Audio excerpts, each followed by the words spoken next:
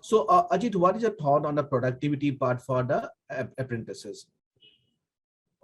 So I think the productivity, this is even I'm just building on a discussion that I've had with Sumit earlier, let's say about a couple of years back, and I think it's changed. And over the last 2 years, the time frame for, let's say, an apprentice to become productive, and I'm also talking more industry specific now, I think has reduced because in fact, during the pandemic, we definitely did take more apprentices, and we've seen that they have been able to deliver or become productive, so to speak, much faster. So maybe there's a 2 or 3, initial month, 2 or 3 months of initial so-called learning, observing, and learning rather than doing.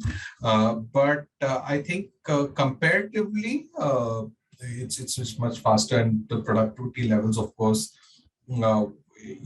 maybe after 6 months they see. So it is, if you look at a graph, a productivity graph, you would see a certain spurts, but I think it's moved in the right direction, and definitely is much better.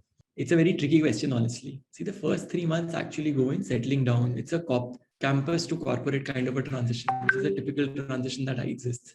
So 3 months obviously will go in the person settling down, understanding what is happening in the organization. It's a very different world from a protected environment that exists, when you are a student. Here you're supposed to create value. You're supposed to, be able to get things done with whatever pressures and, pulls and pushes that come with the business. So 3 months will obviously go in settling down. The remaining 4th month onwards is when a person starts performing, starts delivering slowly and steadily. And you'd start seeing the actual results coming in only by the end of month 8 or month 9. That's how I would like to look at it. At the end of 12 months, as an organization and as apprentices, both parties would get to know whether this is working out or not.